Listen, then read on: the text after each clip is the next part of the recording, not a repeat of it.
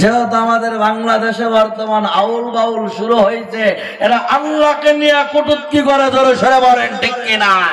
বাংলার জমিনে এই ৯৬% মুসলমানের দেশে সবাই বসবাস করবে, কোনো বাধা নাই, ঠিক কিনা বলেন?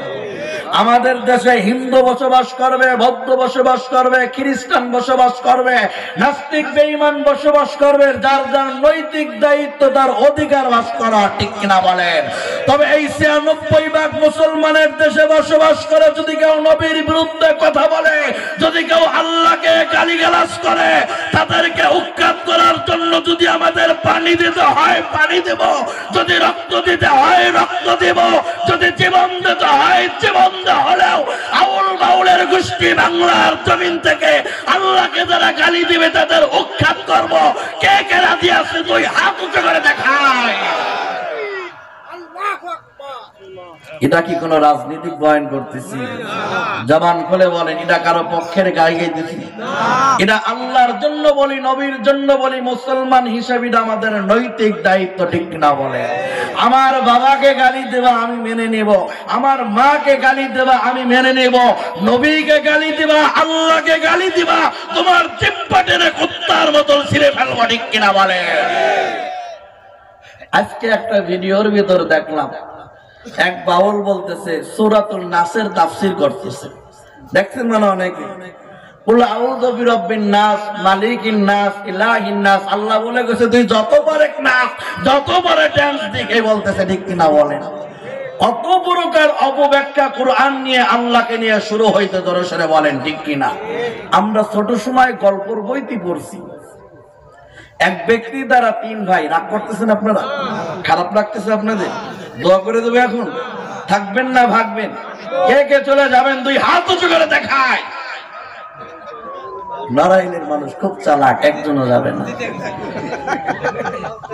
না, গতকালকের মাহফিলে মানিকগঞ্জ হরিরামপুর থানা, ওই যে বাউলের এলাকায় হরিরামপুর থানা নটাখোলা বাজার, ওখানে প্রোগ্রামে গেছি। এরকম অনেক মানুষ দাঁড়ায়, এক সময় বলছি কে কে জাহান্নামে যাবেন, এক মুরিব্বি দাঁড়ায় কয় আল্লাহু আকবার। কি বাবা জাহান্নামে যাবে? কারণ আমি তো জাহান্নামে যাব না। দাঁড়াইলেন, আমি তো জানি হুজুর রাজা কয় ভালো কথাই কয়। বোঝা গেছে আমার বাবাজি জোশের সাথে ও সারাই ফেলাইছে, ঠিক কিনা বলেন? তো ছোট সময় আমরা গল্পের বইতে পড়ছি, এক ৩ ভাই, তারা বাবা মরে গেছে, একটা গরু বাড়িতে রেখে গেছে। একটা গরু নিয়ে ৩ ভাইয়ের ভিতর শোরগোল লেগে গেছে, কে গরুর ভাগ কে নিবে। বড় ভাই দিকে গরুর ভাগ আমি নেব, মেজো ভাইকে আমি নেব, ছোট ভাইকে আমি নেব। গরুটা দেখতে খুব তাজা মোটা, মনে করেন প্রতিদিন ১০ কেজি দুধ দেয় অথবা ৫ কেজি দুধ দেয়। সমাধানের জন্য চলে গেছে কিতাবের ভাষায় কাজীর কাছে। সমাজের যারা মোড়ল, যারা মাতব্বর, যারা মাতবার, যে এলাকায় যা বলে, অথবা বিচারক বলে, কাজী বলে, কাজীর কাছে গেছে। কাজীর কাছে যাওয়ার পরে কাজী সাহেব আপনি সমাধান করে দেন, এই গরুটা যে আমরা ৩ ভাই কে গরুটা নিব।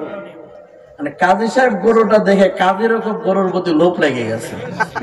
আমাদের এলাকায় এমন সালিশ দরবার হয় না, 2 ভাইয়ের ভিতর জায়গা তুমি নেই ভেদাল, মাতবার কয় জমিটা আমার নাকি লিখে দাও, তোমার 2 মাস পরে ফেরত দিয়ে দিব। জীবন চলে গেল, ওই জমি আর ফেরত দেয় না, ঠিক কিনা বলে? সালিশ করে কয় রাতে টাকা আমার কাছে রেখে দাও, কালকে সমাধান করে দেব। যেই টাকা দিয়ে দেবেন ওই টাকার আর কোনোদিন খবর পাবেন না। এমন আছে না নাই? আপনাদের নড়াইলেও আছে। আমি তো ভাবছি খালি আমাদের ফরিদপুরেই আছে, যাক নড়াইলেও তাহলে আছে। তা কাজী সাহেব গরু দেখে তার লোভ লেগে গেছে। কাজী সাহেব বলছে তাহলে ঠিক আছে, কোরআন দেখে এমন তাহলে বিচার করতে হবে। কোরআন দেখে এমন বাইর করতে করতে ৩ সুরে বাইর করছে। সূরা তো ৩ বাইর করে বলছে অ৩, আমরা হলাম ৩ জন, অতুরি চিনি না, গড়তে গায় তোমরা আতগ আমরা চিনি না, অহাদাল বালাদিল আমিন, গরুটা হলো আমার। তাফসীর পড়ছেন? তাফসীর সূরা কুরআন ৩ বাইরে করে দিয়েছে, অ৩ তো ৩ জন, অতুরি চিনি না, গরু তো কইছে তোদের চিনি না, ওয়াহাদাল ওয়ালাদিল আমিন, গরু হলো আমার। ঠিক ওই রকম ভাবে বাংলার জমিনে অপব্যাখ্যাকারী আউল বাউল যারা আছে, যারা আল্লাহকে যারা গালি দাও, নবীকে গালি দাও, তোমরা গান গাবে আমরা বাধা দিব না, তোমরা সাংস্কৃতিক অনুষ্ঠান করো বাধা দিব না, কিন্তু কোরআনের অপব্যাখ্যা যদি করো, নবীকে যদি গালি দাও, আল্লাহকে যদি গালি দাও, বাংলার তাওহীদ জনতা তোমাদের ছাড়বে না, ঠিক কিনা বলে? মুসলমান হিসেবে এই মুহূর্তে তাদের যারা পক্ষ নেবে তারাও বেঈমান, জোরে সোরে বলেন ঠিক কিনা? আমাদের নৈতিক দায়িত্বের জন্য আমরা মিডিয়ার মাধ্যমে জানাই, আমাদের দেশে যারা আউল বাউল আছে, যারা আল্লাহকে গালি দিচ্ছে, তওবা করে এখনো সময় আছে, তোমরা ইসলামের পথে আসো। তোমরা তোমাদের কাজ করো বাধা নাই, তবে ইসলামের কোরআনের অপব্যাখ্যা দেবাকে, আল্লাহকে নবীকে গালিগালাজ করবাকে, অন্য ধর্মকে ছোট করবাকে, ধরে শুনে বলেন ঠিক কিনা? রাগ করতেছেন আপনারা? খারাপ লাগতেছে মনে হয়? নবীর উম্মতের দল, যেই আল্লাহ আগেও ছিলেন ওই আল্লাহ এখনো আছেন। এজন্যই আল্লাহ পাক বলেন, বান্দা ধৈর্য ধারণ করো।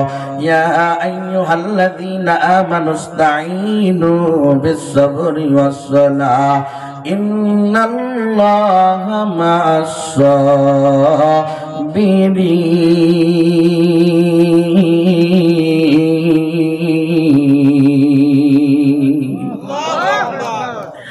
এজন্য ওই মায়ার নবীও কত কষ্টর সম্মুখীন হয়েছেন, ধৈর্য ধারণ করেছেন।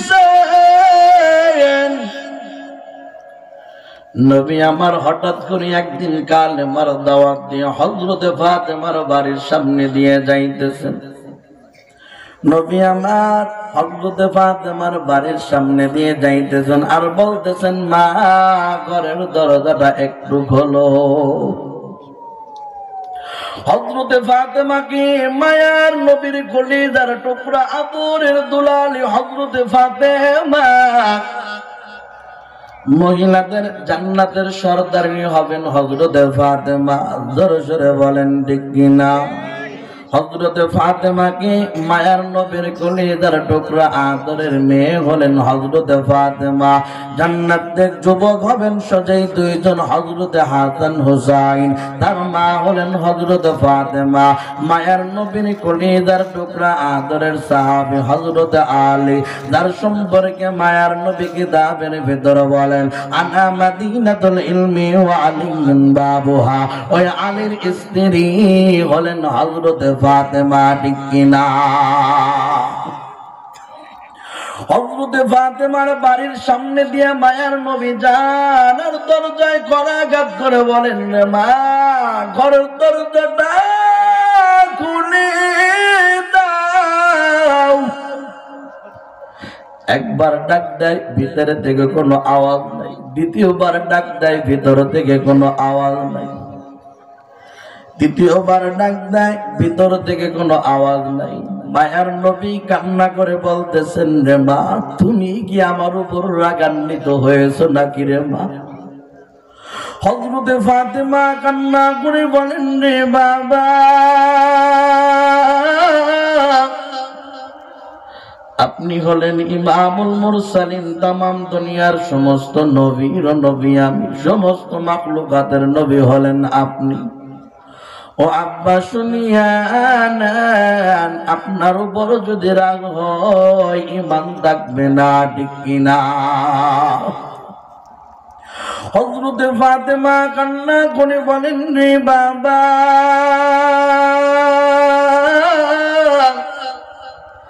এই মুহূর্তে আমি আপনার সামনে যাব এমন কোন পরনে আমার বস্ত্র নাই, তাই আমি ঘরের দরজাটা খুলতে পারছি না।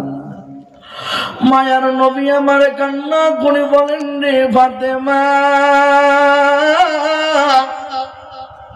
3 দিন হয়ে গেল আমি আমার কলিজার টুকরা হাসান হুসাইনকে এক নজর দেখি না। ও মা ঘরের দরজাটা খোলো, আমি আমার কলিজার টুকরা হাসান হুসাইনকে এক নজর দেখতে চাই। হযরতে ফাতেমা ঠিক বলেন, রে বাবা আমার পরনে কোনো বস্ত্র নাই, ঘরের ভিতর গর্ত খনন করে আপনার জামাতা গেছে মসজিদে নামাজ আদায় করার জন্য। ও বাবা আপনার জামাত আসবে, তারপরে ওই বস্ত্র পরিধান করতে পারবো। নবী আমার কান্না করে বলেন, ও মা ঘরের জানালা দিয়ে এই যে নাও তুমি আমার চাদর পরিধান করে ঘরের দরজাটা খোলো। কিতাবের ভিতরে আসছে মায়ার নবীর চাদর পরিধান করে ঘরের দরজাটা খুলিয়া দেন। ও নড়াইল গোবরা এলাকার মুসলমান, ও পর্দার আড়ালের মা, ও কলেজার টুকরা যুবক ভাই, ও কলেজার টুকরা যুবক ভাই, ও বৃদ্ধ বাবা যারা মাইকের আওয়াজ যত দরজায় শুনিয়া নাও, মায়ার নবীর পরিবারের অবস্থা কেমন ছিল ভালো করিয়া শুনিয়া নাও। হযরত ফাতেমা ঘরের দরজা খুলে মায়ার নবীকে জড়াই ধরে কান্না করতেছেন। অনেকদিন পর মা হযরত ফাতেমা কান্না করতেছেন, বাবার গলা জড়াই ধরে কান্না করতেছেন।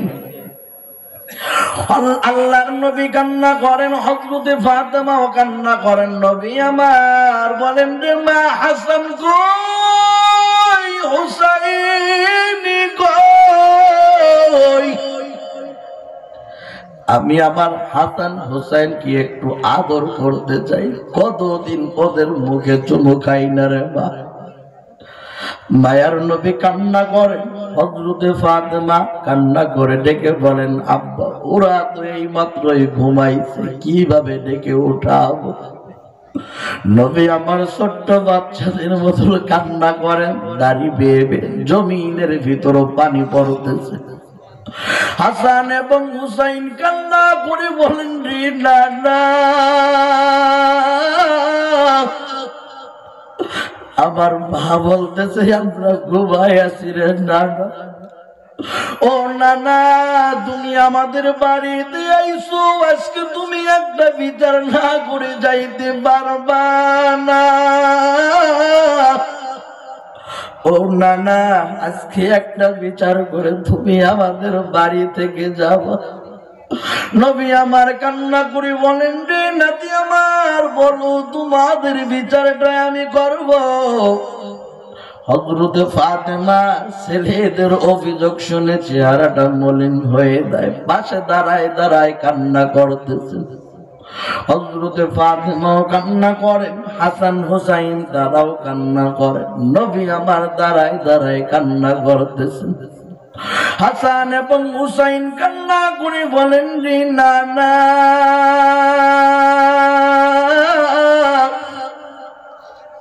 একদিন আর 2 দিন না, 3 দিন পর্যন্ত তোমার মেয়ে আমাদের কোনো খানা দেয় না। ও নানা, আমরা যদি খাবার চাই, তোমার মেয়ে পানি গরম করে চুলায় আর বলি, রে বাবা একটু ধৈর্য ধারণ করো, একটু পরে তোমাদের খাবারের ব্যবস্থা করব। ও নানা, এইভাবে আমরা কান্না করতে করতে করতে করতে মাটির ভিতর ঘুমায়া যায়। ঘুম থেকে উঠি, আমরা খাবার চাই, তোমার মেয়ে আমাদের খাবার দিতে পারে না। ও নানা, এইভাবে 3 দিন পর্যন্ত তোমার মেয়ে আমাদের কোনো খাবার দেয় না রে নানা। ও নড়াইল গোবরা এলাকার মুসলমান, ও পর্দার আড়ালের মা, ও কলেজার টুকরা যুবক ভাই, বৃদ্ধ বাবাজিরা, আপনারাই বলেন, ছেলে মেয়ে যদি কোনো কিছু খাইতে যায়, বাবার পকেটেও টাকা না থাকলে রক্ত বিক্রি করে হলেও ধার দিনা হয়েও চাহিদা পূরণ করে, ঠিক কিনা? হযরত ফাতেমা কান্না করতেছেন, হাসান হুসাইন কান্না করে বলেন, জানি মায়ের বিচার করতে পারবা না। নবী আমার বলেন, ও নাতি আমার, মাত্র 3 দিন পর্যন্ত খাবার খাও না। কিতাবের ভেতর আসছে, নবী আমার এই বলিয়া সাথে সাথে জামা মুবারক উঁচু করে ধরলেন, উঁচু করে বলেন, নাতি আমার, মাত্র 3 দিন খাবার না পেয়ে তোমরা মায়ের গ্রামে আমার কাছে বিচার দিলা। আমার দিকে তাকাই দেখো, আমার পেটের ভিতরে একটা গামছা বেঁধে আছে। আমি রহমাতুল লিল আলামিন 3 দিন আর 4 দিন না, আমি নবী 7 দিন খাবার খাই না, 7টা পেটে পাথর বাঁধা, ঠিক কিনা? নবী আমার তার মুখের থুতু মুবারক হাসান হুসাইনের গালে শাহাদাত আঙ্গুল দিয়ে লাগায়া দেয়। মায়ার নবীর মুখের থুতু মুবারক তাদের মুখের ভিতরে যাওয়ার সাথে আল্লাহ পাক তাদের কুদরতি ভাবে খোদা নিবারণ করিয়া দেয়। নবী আমার দিকে বলেন, ও হাসান ও হুসাইন, 3 দিন খাবার না খেয়ে তোমরা আমার কাছে বিচার দাও। আমার শেষ জামানার উম্মত তারা মাসের পর মাস জেলের ভেতরে খোদার কষ্ট করবে, মিথ্যা মামলা হামলার শিকার হয়ে যাবে, অন্যায় অবিচার তাদের নামে জুলুম করা হবে, অন্যায় ভাবে ফাঁসির কাস্তে ঝুলবে, বুলেটের সামনে যাবে, এতটা ধৈর্য ধারণ করবে। আল্লাহ পাক এই ধৈর্যের বিনিময় বেহিসাব জান্নাত দিবেন, ঠিক কিনা? এজন্যই আল্লাহ পাক অনেক জায়গা বলেন, বান্দা ধৈর্য এবং নামাজ দুনিয়া দাও। ও বাঙালি মুসলমান, আজকে তোমরা অনুষ্ঠানে খাবার পর যদি মিষ্টি না খাওয়াই, বলো মিষ্টি খাওয়া সুন্নত, মিষ্টি খাওয়াইলো না।